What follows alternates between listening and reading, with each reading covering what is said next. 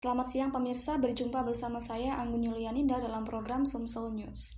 Meskipun dalam masa pandemi, pilkada tetap diminati. Berikut pemirsa laporan selengkapnya untuk Anda.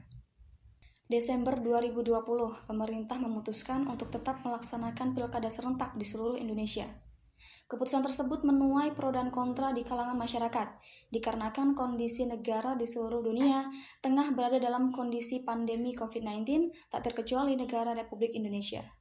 Lalu bagaimanakah pandangan akademisi mengenai keputusan pemerintah tersebut, dan apa tanggapan masyarakat mengenai pemilu yang tetap dilaksanakan meskipun dalam masa pandemi? Berikut laporan yang sudah kami rangkum untuk Anda bersama reporter Helen Cornelia dan juru kamera Sayyidah Hafidah Al-Fariko. Silakan Helen dengan laporan Anda.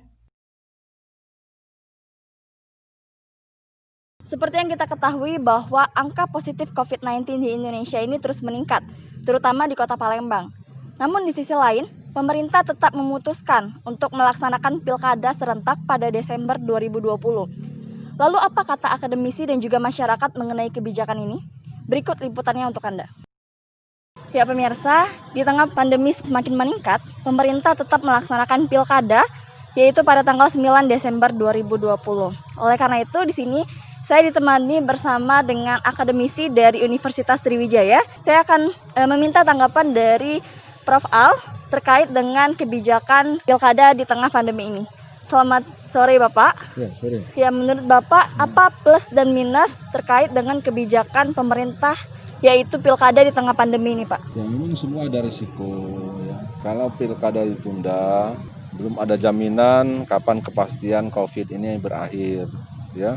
Nah, kalau dilaksanakan, ini juga akan membawa risiko tentang klaster baru dari penyebaran COVID-19.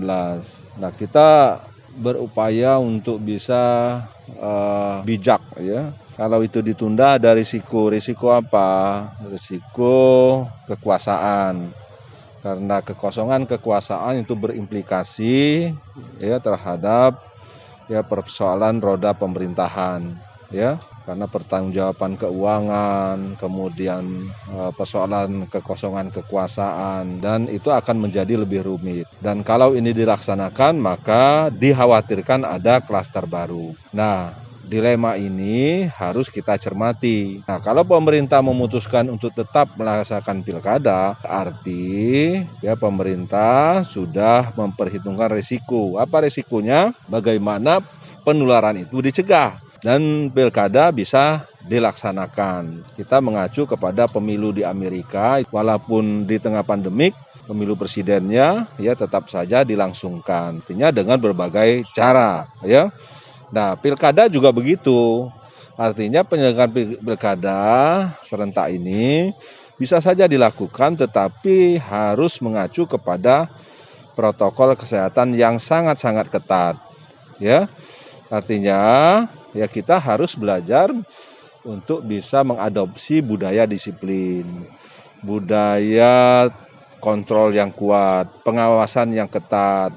Siapa melanggar tidak ada ampun, ya. Nah, itu resiko yang pertama yang harus kita tekan. Kemudian yang kedua harus berinovasi. Artinya pilkada ini kan sebuah mekanisme, ya, mekanisme peralihan kekuasaan. Makanya kita juga harus mengakomodir cara-cara pemungutan suara yang bisa dianggap sah, ya, bisa melalui elektronik, bisa melalui pos, surat dan lain-lain sebagainya. Tidak harus berkumpul, ya, tidak harus datang ke TPS. Nah, inilah yang merupakan tantangan penyelenggaraan pilkada era milenial. Jadi dua itu saja menurut saya. Ada nggak pesan dari Bapak kepada masyarakat untuk jangan ragu menggunakan hak pilihnya pada Desember nanti? Ya, pesan saya jaga diri masing-masing. Misalnya yang demam, panas tinggi enggak usah, ya. Nah, yang lain juga jaga jarak, pakai masker, pakai hand sanitizer, ya. Kita patuhi karena ini adalah kepentingan kita semua. Kita harus belajar dengan kebiasaan baru yang memang agak mengganggu. Kebiasaan baru ini harus kita mulai dengan perilaku yang kaku. Makanya harus jaga jarak, kemudian kita harus menggunakan simbol-simbol dalam bertemu teman. Ya, begitu juga panitianya, panitia juga harus ketat. Kalau ada masyarakat yang tidak pakai masker, sediakan masker. Ya, suhunya tinggi tidak boleh. Nah, kita harus ketat begitu. Makanya kita harus melakukan edukasi, penanaman kesadaran bahwa ini adalah kepentingan untuk semua. Ya, nah bagi panitia penyelenggara, kalau misal ada pelanggaran, tegakkan hukum secara benar. Ya, tanpa memandang kacamata kuda, adanya kepentingan-kepentingan lain. Ya, sehingga muncullah apa yang disebut dengan trust ya terhadap pilkada itu. Saya kira itu pesan saya. Ya. Ya. Sekarang saya sedang bersama dengan salah satu masyarakat yang ada di Kota Palembang. Dengan Bapak siapa, Pak? Pak Tumas. Eki. Nah, Bapak setuju atau enggak sih terkait dengan Pilkada 2020 ini? Setuju. Iya, kurang setuju. Ada nggak pesan dari Bapak kepada masyarakat yang akan memilih pemimpin di Desember 2020 nanti? Pilih sebaik-baiknya untuk 5 tahun ke depan. Jangan golput sama pilihan sesuai hati nurani. Jangan ada politik uang. Jangan pikir dapat duit 50.000 ataupun 100.000, cuman lagi ke depannya hak pilih kita tergadai. Terima kasih ya, Pak. Ya.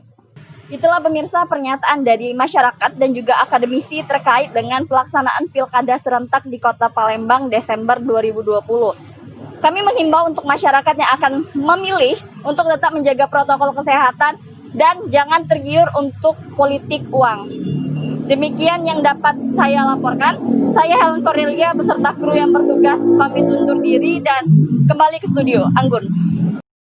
Baik Helen, terima kasih atas laporan Anda. Pemirsa, informasi tadi sekaligus mengakhiri jumpa kita pada edisi Pilkada Serentak 2020.